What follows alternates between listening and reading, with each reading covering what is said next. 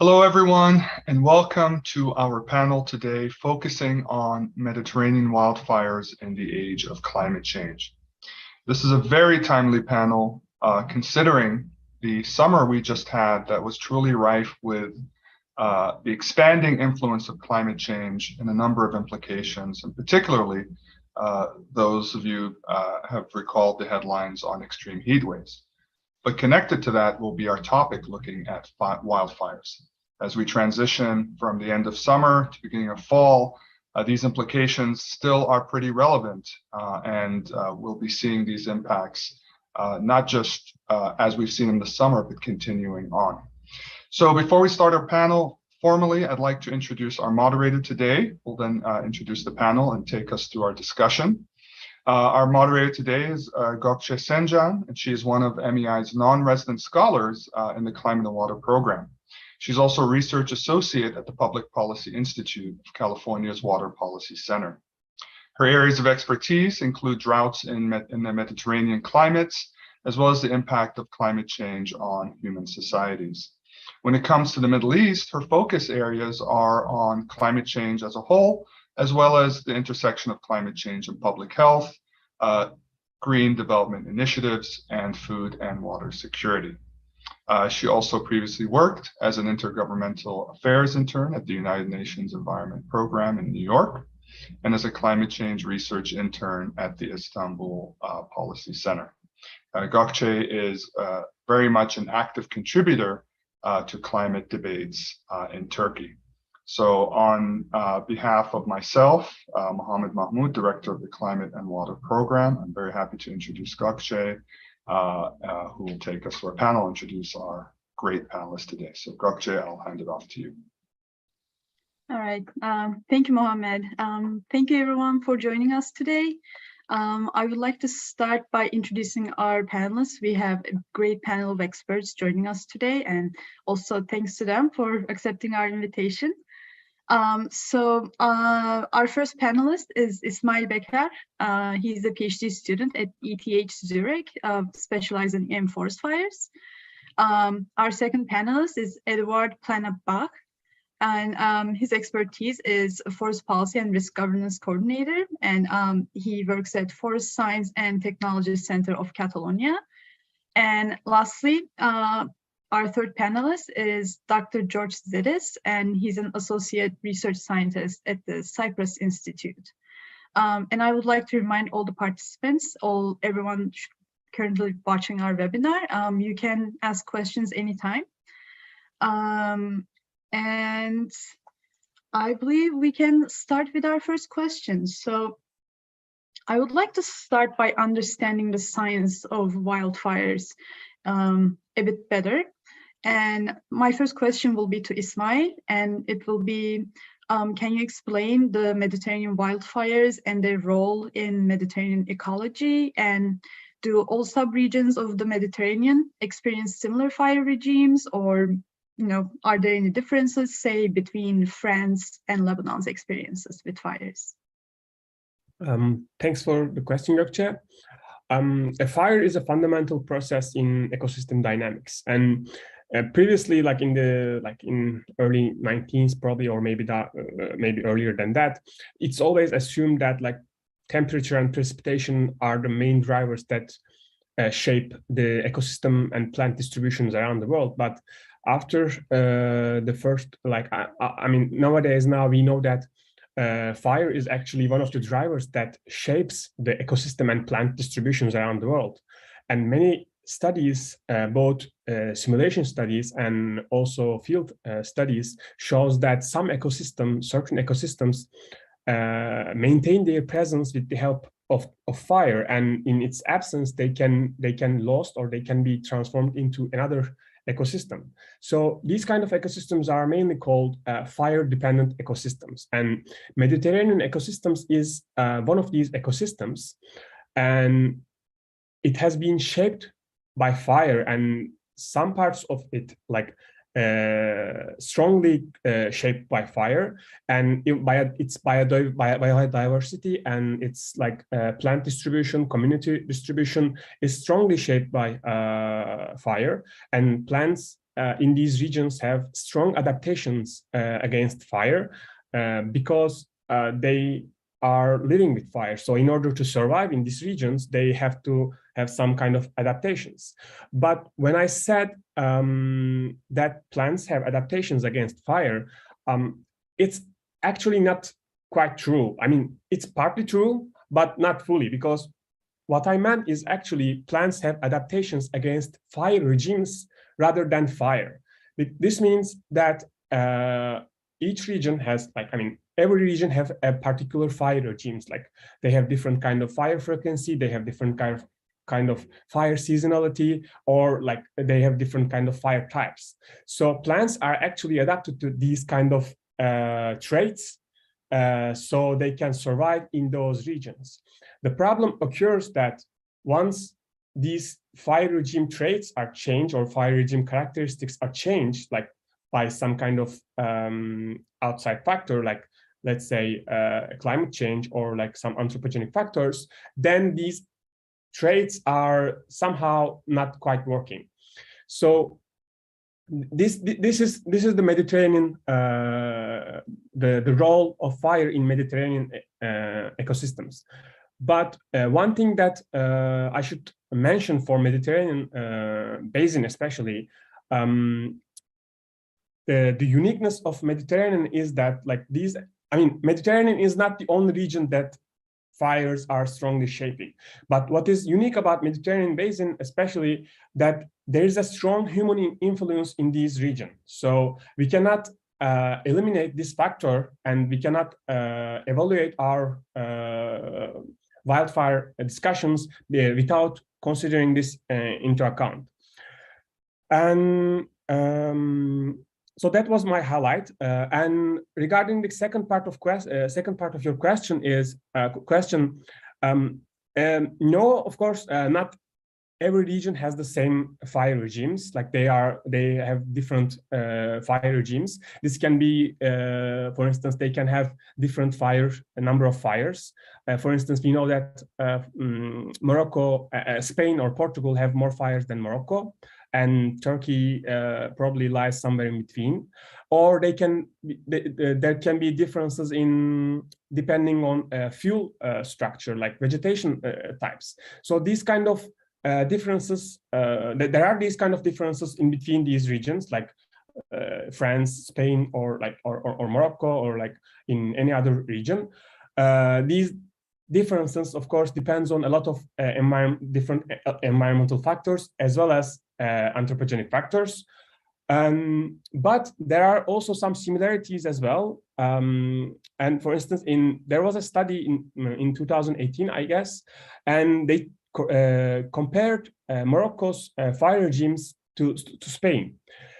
And they realized that even though the current fire regime characteristics are not similar in terms of fire frequency or burn area, they saw some similarities with the current Moroccan fire regime characteristics with the previous pre-1970 Spain fire characteristics. So this is mostly influenced because of the social interactions, like in Europe, human abandonment from towns to cities started earlier, and now a similar trend followed in Morocco, even though it was late. So there are some similarities, but this is all these similarities and differences all depends on several factors, like environmental factors or human factors. So it's really hard to say a single yes, there are similar things, or yes, there are differences, but it depends. Yeah, I think that would be my answer for the question. Yeah, thanks so much. This was a good introduction for those who are not quite familiar with Mediterranean and how wildfires work. And my next question will be to George, and this will be to understand the impact of climate change on this fire regime a little better. So my question is, how does climate change affect the Mediterranean basin, and what does it look like in different subregions? Again, like similar to what I asked Ismail. And can you describe what kind of a climate future awaits the Mediterranean region in terms of wildfires and how it will change the wildfire regime? Yes, so the Mediterranean is considered by the scientific community as a hotspot of climate change, and not only for future projections, but also we see this happening. So the region is warming at a faster rate than the global average rate. And according to observations, we have already entered the 1.5 degrees Celsius era since pre-industrial for the Mediterranean. For example, if we focus on the past 4 decades, we have seen this warming being more accelerated. And for example, for the Eastern Mediterranean, where we have performed a recent analysis of the data, we see that these warming rates are at the range of 0.4 to 0.5 degrees Celsius. And this is nearly 2 times the global rates. So we do consider the area a hotspot of global warming. And we also see more extreme events, more frequent, but also more intense extreme events that are also related to forest fires. For example, we see more frequent heat waves. We have seen this in the Western Mediterranean this summer. Every year we see record-breaking temperature. For example, last year in Sicily, we had the highest temperature ever recorded in Europe, and this was nearly 49 degrees Celsius or 120 degrees Fahrenheit. Other type of extreme events related to forest fires are droughts, and we have seen again in the Eastern Mediterranean recently that we had mega droughts, events that have lasted several years and had a major impact for agriculture and ecosystems. And these type of events are unprecedented, at least for the past 500 years, according to observations and other type of proxy information. And this is something similar to what we have seen happening this summer in Central Europe. So if we want to see what the climate models suggest for the future, we need to consider that this warming will continue for the coming decades, since this is the nature of the greenhouse gases. These are long-lasting gases. They have long lifetimes, and this warming will persist at least for the coming 3 decades. However, the magnitude of changes in temperature and other critical parameters depends strongly on what type of scenario, what type of future we will, or what type of pathway we want to say we are going to follow. For example, a pathway that is close to meeting the Paris Accord main targets implies a further warming of about half a degree Celsius until the middle of the century, and then this warming will stabilize. On the contrary, if we follow a business as usual pathway, which is what we are on track right now, we expect to have an additional 3 to 4 degrees Celsius by the end of the century. And you understand that this type of conditions will have a major impact on ecosystems and forests. And back to your question, this warming will not be uniform. So we expect that the southern and eastern parts of the Mediterranean will warm more rapidly. And this warming will be more pronounced during summer, which is already quite hot in this area. And we expect to see some precipitation changes as well. If we follow the Paris Accord scenario, these changes are not so significant, and they are comparable to natural variability. However, if we follow the business as usual pathway, we expect to see a further drying of the Mediterranean. And this is another key parameter that, in combination with the higher summer temperatures, we expect to see a strong impact also on forest fires. Yes. And Thank you. This was very informative, and to understand that climate change will not be experienced in all parts of the Mediterranean the same way, and this will impact the wildfire. Actually, yes, the southern regions that have contributed less to this problem and are all, on the other hand, are also more vulnerable. They are the ones that will face more challenges.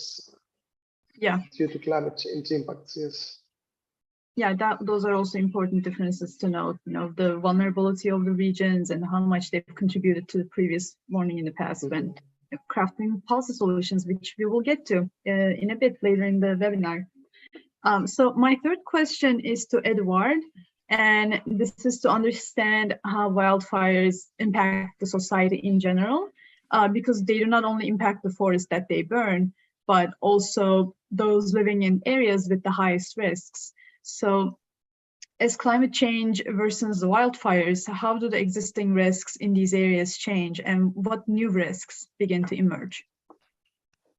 Thank you very much. And first of all, thank you for the invitation, of course. I think that with the previous presentation was quite clear that climate change is acting like a clear driver of, let's say, an increasing risk situation of wildfires, not only in the Mediterranean, worldwide. But in any case, the Mediterranean has a lot of particularities, this phenomena. We could say that climate change is reinforcing the level of risk in terms of hazard, because we have more fire weather, have more capacity to create that wildfires, that there are more and more these so-called extreme wildfire events. And now the community is trying to see how to face or to distinguish between what they call the normal fires and the extreme wildfire events. So it's also something that was perfectly explained before, that these extraordinary conditions are able to create extreme and really unprecedented wildfire events. And this makes, suppose, a lot of challenges in terms of risk management. But it's also, and as a consequence, obviously, it's also increasing the exposures and the vulnerabilities. So even that communities that are in fire-prone areas sometimes are, we could say, prepared to face normal fires, but are not really prepared to face those extreme wildfire events because they are new phenomena. And and on that sense, of course, they become more vulnerable. But at the same time, that extension of fire weather is also increasing the capacity of that damaging wildfires impact in new territories, where you should, let's say, start from zero. So wildfire is also, even in the Mediterranean, impacting in communities that are not used to the phenomena. So there you need to, let's say, build the culture of the risk culture from the zero. So these new fires environments are created that unprecedented events that at operational level have a very easy consequence, easy to explain, but with a lot of operational impacts. That new events may collapse the existing knowledge and may collapse the existing protocols and the existing coping capacity. And this makes that conditions on that extreme wildfire events more difficult. It's not only, let's say, the suppression capacity, which is overwhelmed. It's also the civil protection capacity, the early warning systems. The last event we suffered, and we could see the fatalities there in Morocco.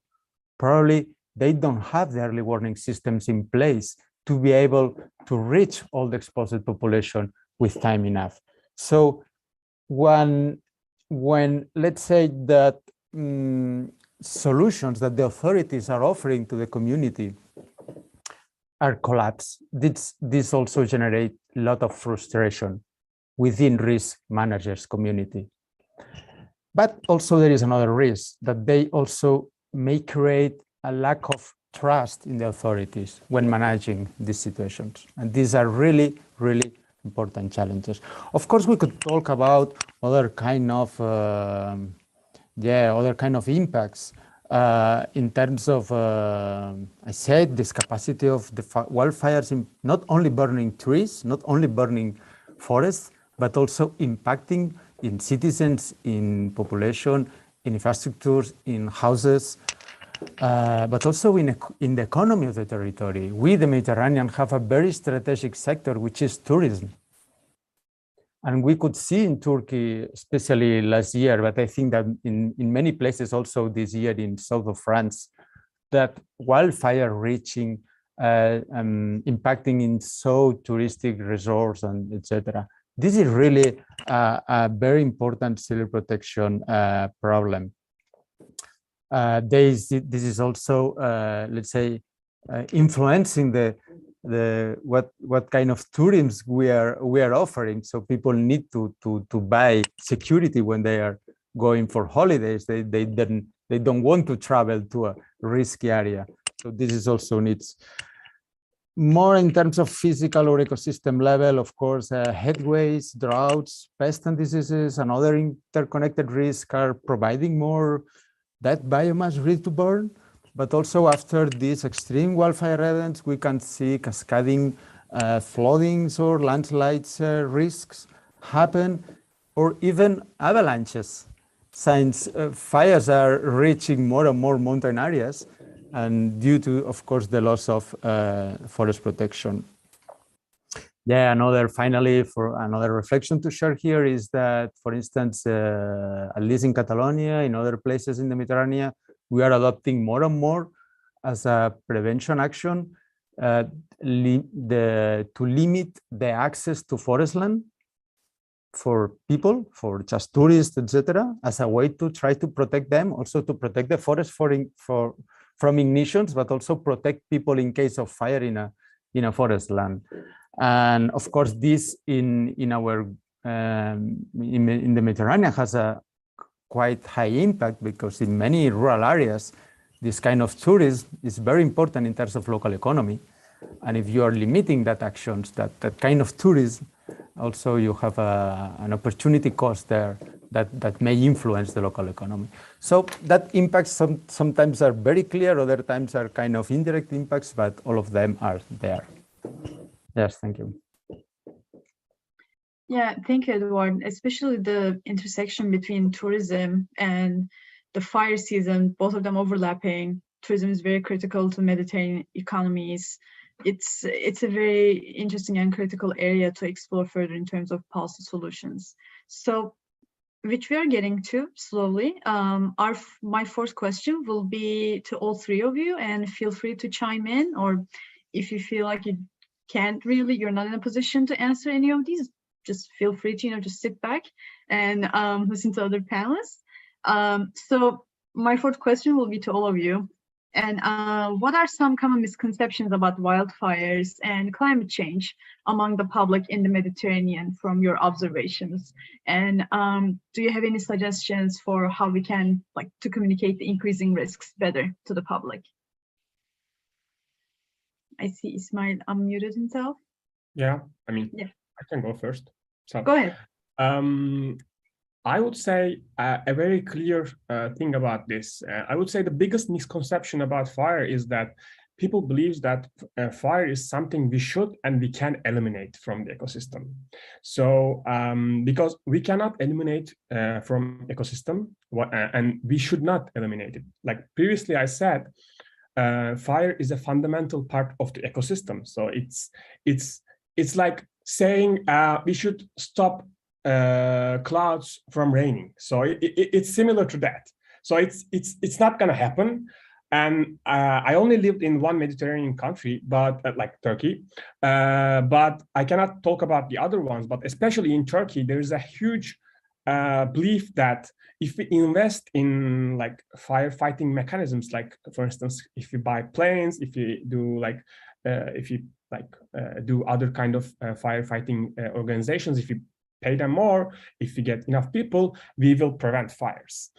That is true. We will prevent more fires, but at the end of the day, it's not going to be important, because the more we prevent fires, the more we suppress fires, there will be more hazard for larger fires, because this is some kind of a trap. Like, you prevent fires becoming a thing, and then you have more fuel to burn. And once you fail to suppress fire, then you have a bigger fire. So at the end of the day, people are going to realize that, okay, we paid much more money to the planes, we paid much more money to the government, but at the end of the day, my house is still got burned. So that's something we should understand. We cannot prevent fires from happening, at least not all of them. There will be some fires, and there should be some fires in order to have this ecosystem balance. But what we need to do is, maybe like Edward will talk more about this, but we need to have some policies that prevent people from affected this. So if Mediterranean Mediterranean ecosystem, if a Pinus brutia, like Turkish pine forest, got burned, there will be no problem, because, yeah, I mean, okay, maybe I shouldn't say there will be no problem, because then George would interact.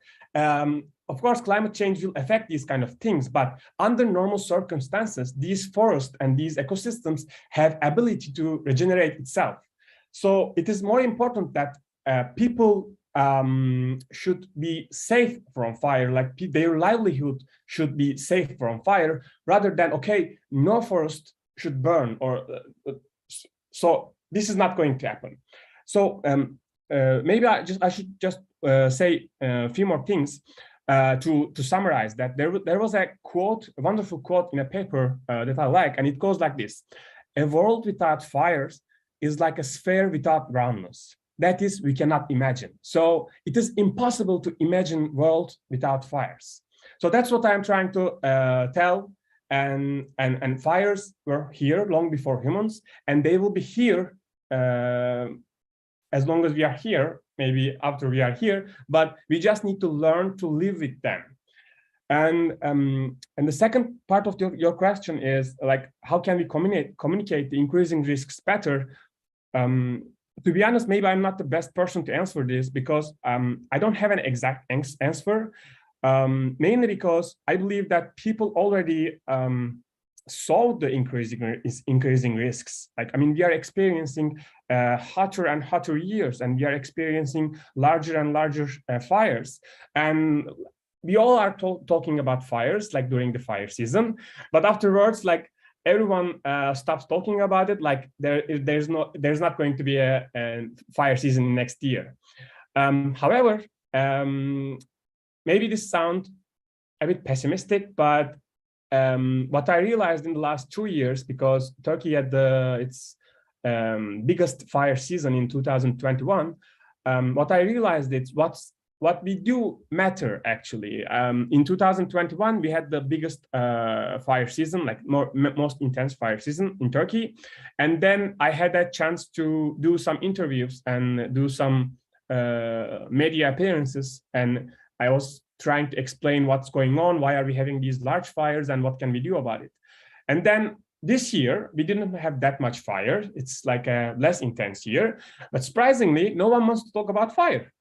So once this year, I tweeted something about fire on Twitter, and then there was one person came to me and said, "Oh, you are that guy that last year, like, you were trying to explain fire and like what should we do and these kind of stuff." And then I realized, yeah, what we do matters in social media, or like in NGOs or in public offices. But we need to do this more often, and especially we need to do this more often in days that we do not have fire in everywhere, like today. Because during those seasons, like, everyone talks about it, like with the heat of that day, but afterwards it's somehow slowly drifting away from our minds. I think that's something we should keep doing. Yeah, at least that's my perspective on how to communicate the increasing risks better. I think we should keep the continuity. Yeah, you've definitely raised some good points, and I'm sure all of us here can speak from experience that we definitely see an uptick in, media requests or questions from the public when the fires occur, but mostly silence, in winter and other seasons. So, George and Edward, if you also want to chime in, feel free to. Maybe we'll start with Edward. It's up, George. Do you like? No, just a general comment that I think this raising public awareness, informing also public authority stakeholders, perhaps it's a sector that sometimes we fail as scientists. So we don't, we're very busy generating new data, we're very busy with our research, acquiring funds, and this is something that we could do better, I think. And what you do is very important role in this, helping us raising this public awareness through your expertise is very important. I have the feeling that not everyone is aware of the risk of forest fires. So we see people in rural areas very close to the forest continue some common practices that were of low risk, for example, 20, 30 years ago. For example, biomass burning in springtime. Perhaps some decades ago, this was not of very high risk, but nowadays, these type of activities that the people should be more careful. Some outdoor labor activities, construction activities. I think this is where we should put more attention in informing the public and trying to reduce the risk of forest fires, at least for the ignition of fires. Yeah, thank you, George. And yes, Edward, you can go ahead. Yeah, very, very short, because previous explanations were excellent, and I think that one of the big challenges as Ismail said before, is distinguish between fires and wildfires. And I remember from colleagues trying to learn how to communicate the flood risk, and they had a very nice official national program in England, trying to convince society to live with floods. And the reaction of people was, well, I agree to live with water, but not with floods. And this is very important in terms of being very practical in terms of communication, and the previous explanations were very clear on that. So why we need to communicate and what? So we need to put this communication in a strategic frame. And one of the main, there are several. I mean, we can do globally fire ecology awareness. We can try to make people very experts in fire ecology, etc. And overall, improving the understanding of the ecological role of fire in our ecosystems may help also to implement some of the policy measures. For instance, make people understand how rural activities are contributing to reduce fire, and how we can get that landscapes able to protect us instead of hazard us. Because if you have managed forests, that forests are much more able to reduce the risk of extreme wildfire events, etc., etc. But and this is very typical in climate change. So there is a lot of uncertainty related to the regional trends and how that regional, even Mediterranean trends are really allocated at local level. But even I'm wondering if we should talk maybe a bit more about changed climate instead of climate change. And this is also challenging. But in any case, I only want to just to offer two last reflections, that communication, well, I mean, it needs to be strategic. You need to put an objective. According to that objective, you have to define the target audience, etc. And an example is, of course, to reinforce the capacity to cope, to face the potential impact of a fire. This is a very priority right now. So, of course, under living with wildfires, etc., is also prepare people for the event. Maybe you don't need exactly from a scientific point of view the probability, but at least more and more science is saying that this is possible. And we can base our communication on that possibility. If our environment, our ecosystem is giving the possibility of suffering an extreme event, we have to prepare society for that. And we have to put in place the corresponding policies, etc. Some successful stories I can tell you, I share you from our experience. For instance, in early 2000, we built a very good alliance with NGOs for risk communication. So you are right, George, maybe the science or scientifics are not the best for communicate, or even not necessarily at all. But at the end, we transfer a lot of our knowledge to exactly here in Spain, for instance, with Greenpeace and WWF, and they are playing a very crucial role. And they have much more audience than us. And even much more people trust in this kind of NGOs. So you can look for this kind of alliances, try to put a common message as much as possible and not complicated, etc. But we, through communication, need to engage exposed population, but also, and we can talk in the next questions, business.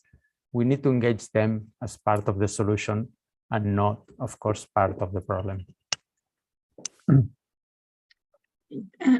Gökçe, can I add one more thing? Yeah, of course. Okay, so I just wanted to add a small thing based on what Eduard and George said. George said, like, maybe like in the early days, like in the rural areas, they were doing some activity which was not at that time a danger, but nowadays, because of the climate change, it's becoming a danger. And what Eduard said is also that, like, we need to put what we said in a frame that will be helpful. And I'm thinking about that, and then said, like, yes, it's urgent that we need to have some kind of short-term measures, but it's also important that at least the government and the other agencies should think about long-term solutions. Because, like, for instance, let's say because of the fire risk, we just banned entering forests because we want to protect people and we want to protect the forest. But what if in a rural town or in a town, that town has a livelihood based on that forest? So by banning those enters into forest, yes, you protect the people, you protect the forest, but you also remove their livelihood from themselves. So in order for us to have successful measures, we need to think about these kind of stuffs. And because I'm not like into really protection studies, but what I know that, like what Eduard says is really important. We need to put what we said in a framework that will be helpful and that will be a positive thing for our aim. So just saying, like, let's ban the entering forest, it's not going to work. It's not going to work on practical side. It's not going to work on theoretical side. So I think, yes, short-term measures are also important, but also we need to think about the long-term measures because we will deal with this in the future too. Yeah, this is actually a good segue into my 5th question, because I was thinking of switching to the policy part of the issue, and you actually made a very good introduction to the issue, Ismail. So, and this question is again for all of you, and Ismail, feel free to chime in again if you have something to add. So based on your observations, what is being done right and wrong by the governments while developing forest and wildfire management policies, especially given that climate change is adding to the risk? So good practices versus bad practices, maybe if you have any examples in mind. If you like, I can start just to make in the opposite way. And yeah, yeah, for sure, wildfire risk management is a kind of policy mix. There are several policies at several levels. Maybe what I see is that on that sense is that currently I think that all the countries in the world are facing two main challenges. So on one hand, they have to deal with the existing and increasing level of hazard and risk globally. So I think that even in the most developed, let's say, developed countries where they have a very big, wildfire strategies, etc., they invest a lot of money, etc. Even there, through climate change, the risk conditions are increasing. So they have to cope with that as soon as possible.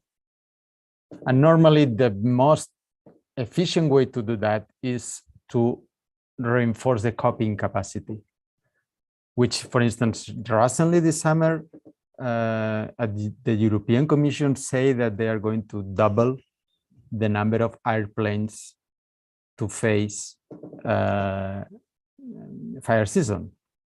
Some people say, wow, but we need to invest much more in prevention. Yeah, sure. But at short term, what this summer shows is that since the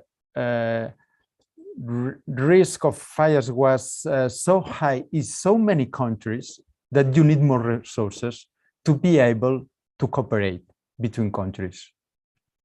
And this is also a consequence of climate change, because what is really unusual of this summer is that the same week, Spain was in a really, really high level of risk, North Africa, France, and England at the same time. So this kind of policies trying to reinforce the coping capacity, from my point of view, should not be necessarily confronted with all that policies at medium long term trying to cope with the root causes on the drivers. And that they should properly be balanced, because I was perfectly explained before. If you are investing only in suppression, the fuel is there on the landscape and the conditions to have an extreme will come. So this combination is important. But of course, all those policy actions that are not coping with that, we like to say, the process of building risk. Those who are creating exposures and vulnerabilities. I will put a very clear example. We are trying to involve within the fire community the department and the ministries in charge of urban planning. And as we told, we have a very critical situation with that fires impacting in houses, in towns, in villages, etc. So what we need globally is a more policy coherence about how we're managing the land. If we like, and it's fully legitimate and it's perfectly consequent, we want to create new urban developments close to forest land, we should ask for integrating in that urban developments the needed measures to reduce vulnerability. If not, we are creating new exposures and we are stressing much more the risk management and the coping capacity. So this kind of policy coherence in between all that cross-sectoral policies, of course, I said before, the tourist sector should be involved in adopting adaptation measures, because at the end, fire can be considered as a climate risk. And we should be adapted to this new climate risk. And they need to make some kind of efforts. In somehow, wildfire risk is not anymore an issue of only public authorities. We need also to engage business and private actors, not only society, as part of the solution, and ask them for some kind of effort, because the public system is not able to give solutions to all the situations. Thank you. Yeah, thank you, Edward. And George, do you have anything to add, or Mail? And we can also start discussing the policy solutions too. George, you were going to say something. George. And yes, no, I was just going to say that I'm not the expert on policy recommendation, but as Edward just said, I fully agree. I think that the governments mostly do not invest so much in prevention, and I think this is where we should do better. Invest more in prevention and setting these policies that will help us deal with this challenge. Yes. Yeah, thank you, George. We have a question, and I see that Ismail would like to maybe answer I can just say something about that after I give an example for this question. Yeah, we can discuss the questions later after Okay. our questions. I just wanted to give I'm like George said, I'm also not a policy person, but I can just give one small example how, from my perspective, we are failing to wildfire management policies under current conditions. In 2021, like I said, Turkey had its biggest fire season, and like the 200,000 hectare areas burned, and afterwards, like people were like, there was some public pressure to do plantation, and there were different opinions from the government.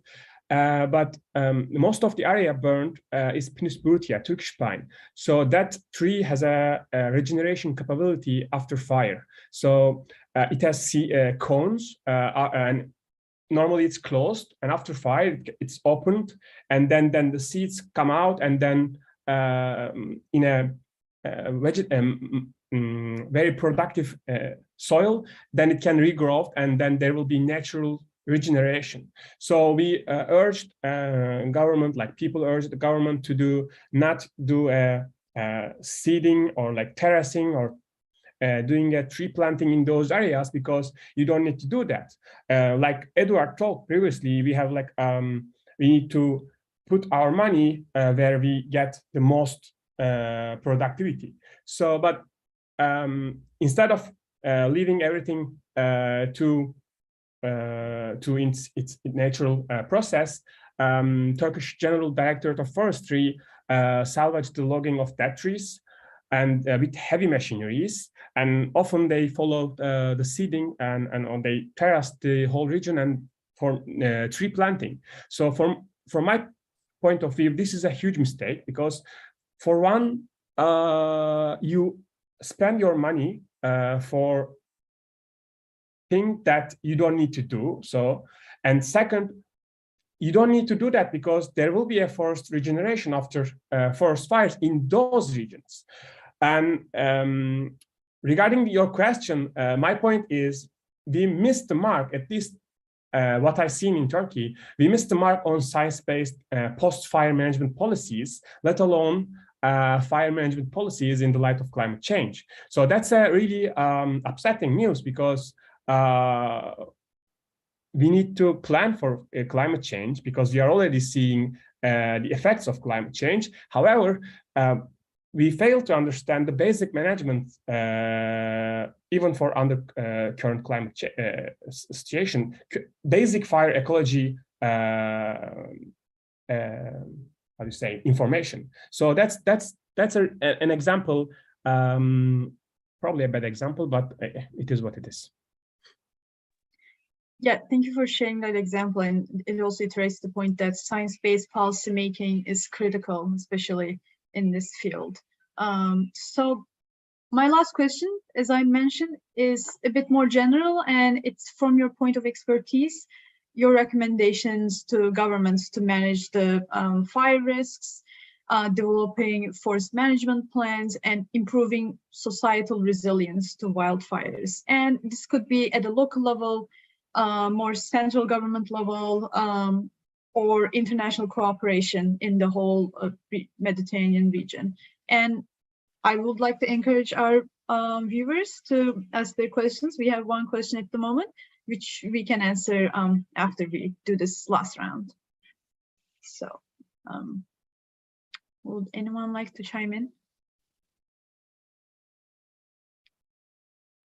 You can But if also you use li- the opportunity to like reiterate your previous points. Yes, Edward.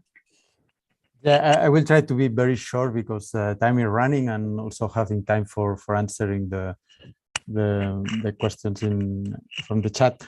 Basically, maybe I could add here, I mean, at least is some of the lessons learned in Europe on that sense is that more and more try to link wildfire risk management to bioeconomy-centered approach, and also put in place the contribution of traditional rural activities in the Mediterranean. So it's something, some kind of paradox, you know, the science need sometimes we need to say the same in new words, but we are talking now like in terms of nature-based solutions, etc.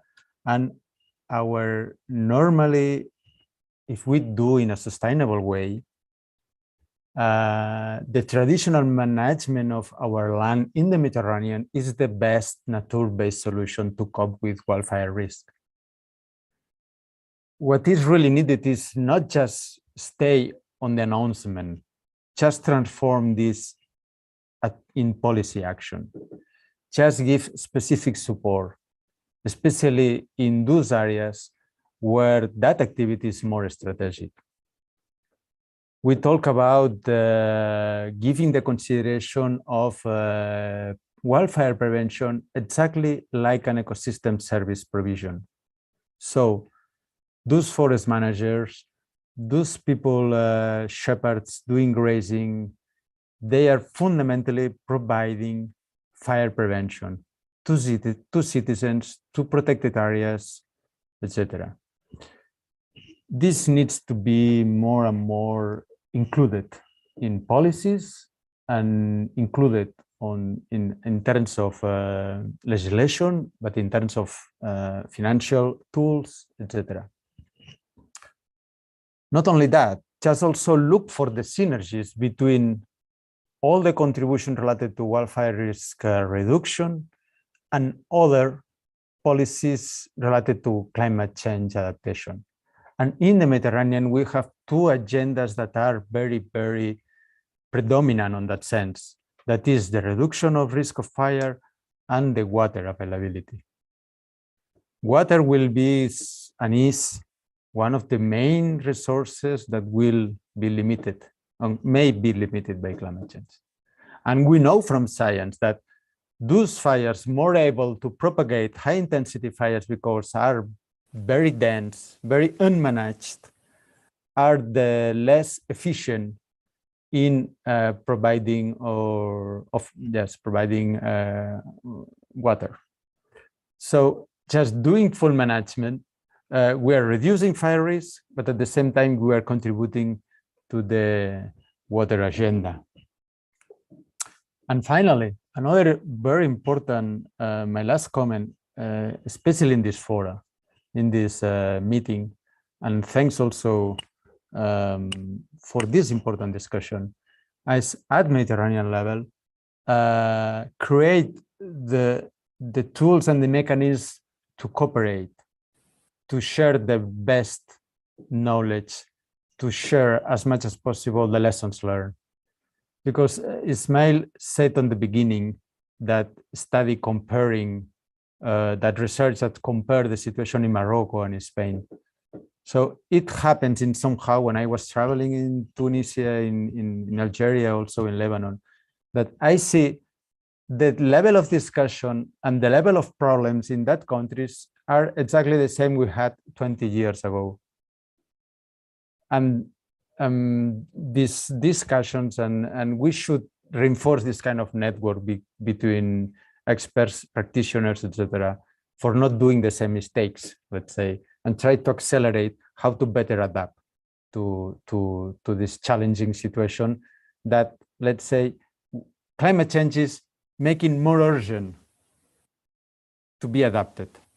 Land use changes is also offering a clear driver, but climate change is something like it's knocking the door and it's saying to us, we don't have more time for discussing or doing the same, let's say, process and the same fire paradox or fire paradox. So we need to accelerate that and the cooperation and institutions like yours can help very much to promote this networking and knowledge sharing. Thank you. Thank you, Edward. George and Ismail, would you like to chime in? Maybe you can talk about, George, about how to integrate science into policymaking. Yes, yes. I think as a climate scientist, what we see from the projections is, at least for the business as usual pathways, we expect to see an expansion of the dry season. And for some countries of the region, this could be by 1 or 2 months or even longer. So one policy recommendation could be in terms of preparedness and allocation of resources to consider an expansion of the fire season in many Mediterranean countries, and includes at least the spring and autumn months when we consider this allocation of resources. In addition, forest fires have another importance for climate scientists, since forests are carbon sinks. So when we have forest fires, the large-scale ones, we have huge amounts of CO2 that are released back in the atmosphere. So we also need to consider this dimension when we are setting our mitigation strategies and the ambitious targets that the EU, for example, has set for the reduction of greenhouse gases. I think we need to consider also this type of sources of greenhouse gases that I'm not sure if this is done in the current mitigation strategies.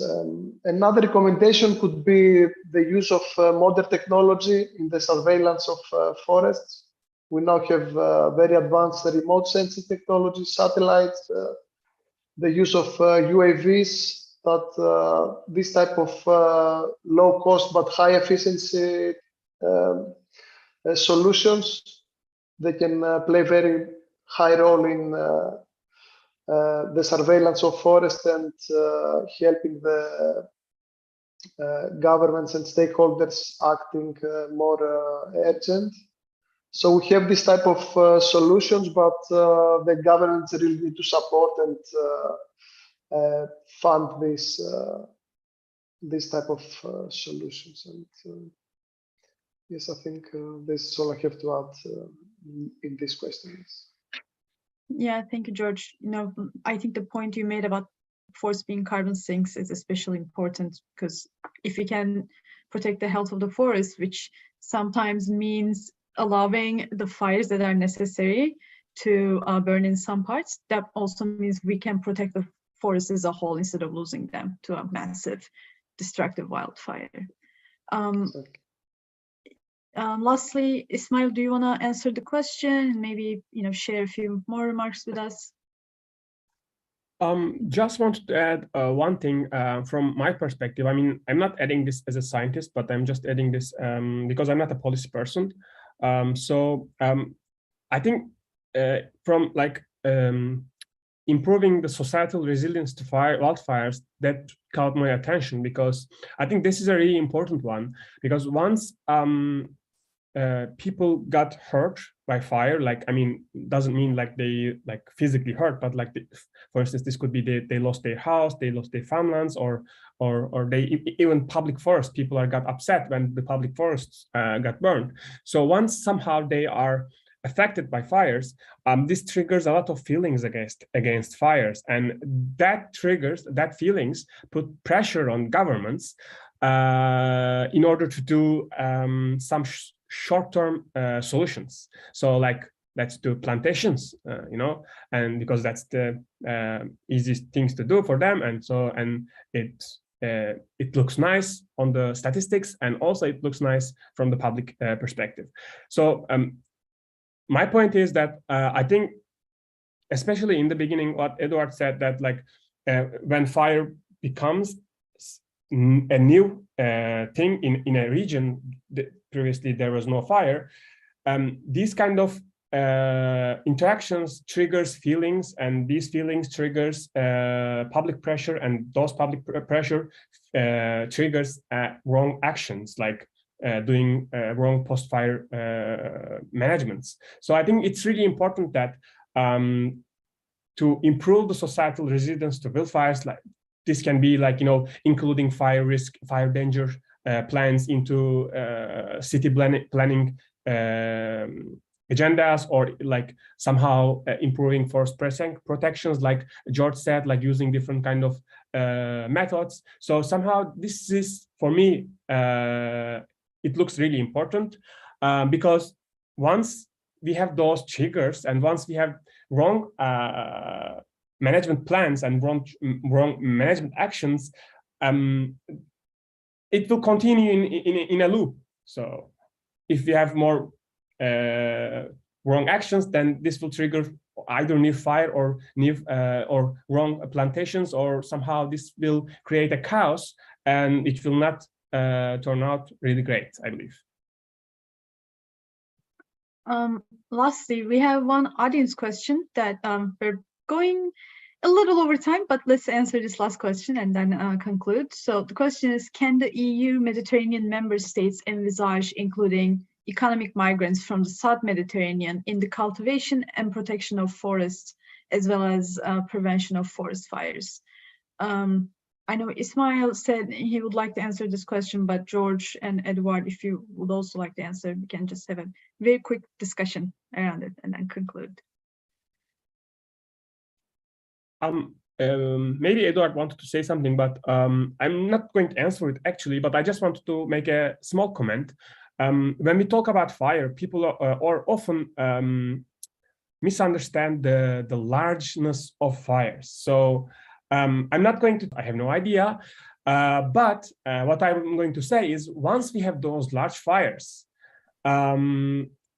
and once we have those extreme fire events and high fire danger days, it's really, really hard to prevent fires or suppress fires. So we need more long-term, more science-based, and more, how do you say, more productive solutions, rather than like bringing more people for like preventing fires or suppressing fires. So that would be my comment, because often it's like, it's easy to say, okay, like 1,000 square meter got burned, but how big it is? Like, I mean, we cannot really comprehend that area. So it's easy to say, okay, what if we have more planes, or what if we have more people? Can we suppress it? So that would be my hopefully small comment.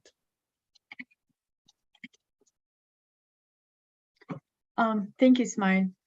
So if George and Edward don't have anything else to add. Well, we are out of time. So, but Yeah. I mean, maybe this needs it's a quite tricky. I mean, it's a very important question and needs time to answer. Has a lot of implications, legal implications, etc., etc. But what I appreciate very much from the question is be open-minded and this capacity of understanding the root causes, and just, of course, we need more people working the land.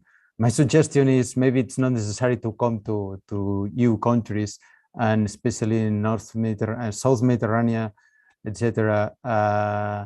Try to keep your landscapes as managed as possible in a sustainable way, compatible with nature conservation, etc.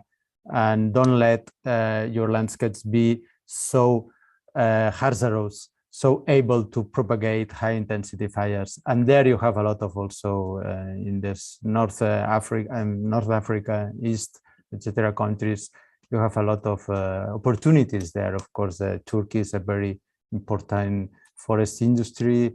And also in Lebanon, you can develop a lot of non-wood products, grazing activities, of course, always in sustainable manner. But don't make, let's say, the mistake we did in the rich Europe of promoting rural abandonment.